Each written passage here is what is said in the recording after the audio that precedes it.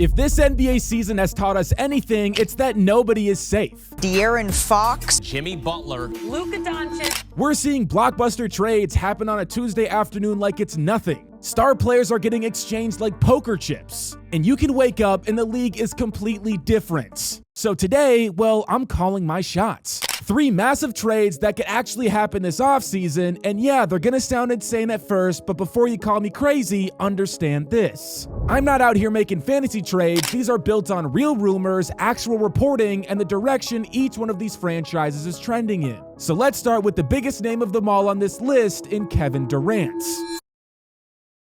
Now let's be honest with ourselves, the Phoenix Suns are a lost cause. They went all in, and what did it get them? A second-round exit and a roster that's old, expensive, and has no real path to improvement. Now Durant is 36, and while he's still elite, time is running out. He didn't sign up to carry a flawed roster to another 40-win season, and behind the scenes, the vibes exactly haven't been great. KD's not causing drama, but the writing's on the wall. Even Phoenix insiders are starting to admit it might be time to move on. And I think I know where he ends up, being the Minnesota Timberwolves. Now hear me out, because this is not random. Anthony Edwards and Kevin Durant got close while playing together on Team USA. There's real mutual respect. Ant even said it himself, he grew up watching KD, he wants to play with the guy, and the Timberwolves, they already tried to make it happen. There were real rumors that they made a last-minute swing at the deadline to land Durant, and it didn't go through, but that interest did not disappear. But more importantly is they can actually pull it off. Minnesota has the assets, guys like Jaden McDaniels, Julius Randle, Dante DiVincenzo, and future picks.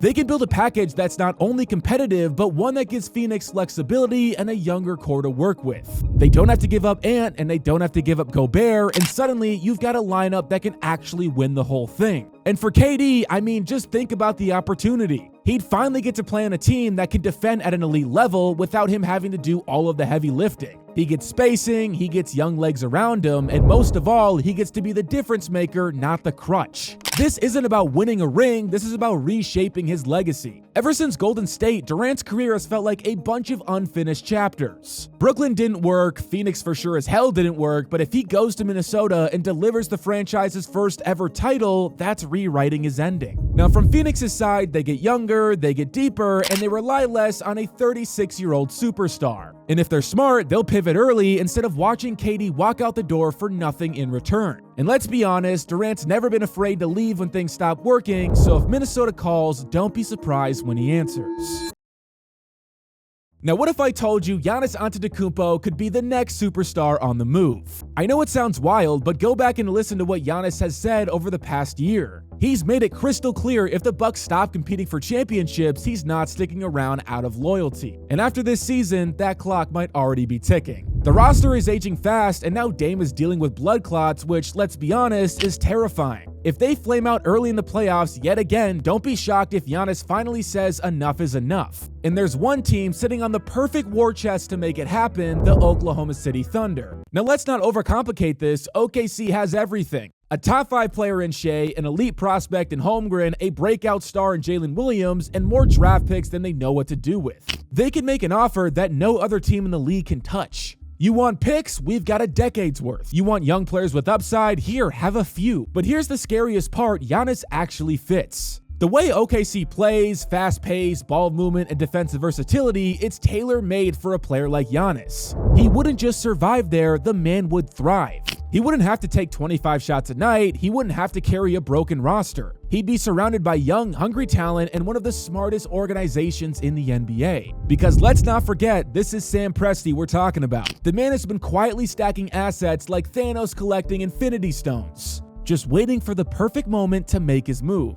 And if you ask me, Giannis is the white whale, the player that you empty the vault for.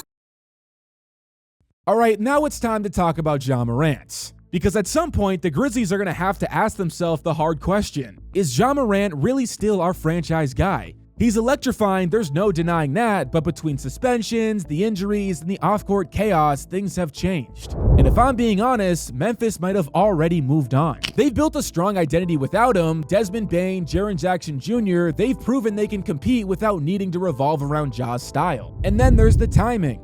They just fired Taylor Jenkins, the only coach Ja's played for, and that's the signal of a new era might be starting. So what happens next? Well, there's one team that makes more sense than people realize: the Houston Rockets. Ime Udoka has already built a gritty, defensive-minded squad, but they're missing that star, someone who can break down the defense and take over late. And Ja fits that mold perfectly. He's still young, he's still a box office attraction, still one of the most explosive guards in the league. And if any coach can keep him accountable while letting him be himself, it's Udoka. The Rockets also have the ammo to make a real offer: Jalen Green, picks, and expiring deals. They can build a package that works without gutting their core. And for Ja, well, this would be a fresh start. It's a new city in a new system with a franchise that actually wants him. The pressure of being that guy is long gone. He just gets to hoop with real structure around him. This isn't just a culture fit, it's a basketball fit. All I'm saying is that if Ja ends up on the Rockets this summer, don't say I didn't warn you. So here's the thing, I know these trades sound crazy, but a year ago, so did Fox to the Spurs, so did Butler to the Warriors, so did Luka getting traded for Anthony Davis. The NBA is changing, the era of waiting things out is over, teams are making swings, players are switching sides, and superstars are becoming more available than ever. These aren't just pipe dreams, they're predictions. And based on everything I've seen, don't be surprised when one of them actually becomes a reality. Because it's not about who can be traded, it's about who should be traded. Teams aren't clinging to what used to work, they're looking for what wins now, and every one of these deals, they help both sides. It all adds up, and if the playoffs go the way I think they might, we're gonna see some fireworks. So yeah, you can call me crazy now, but when the sham bomb drops this summer, I'll be the one saying I told you so.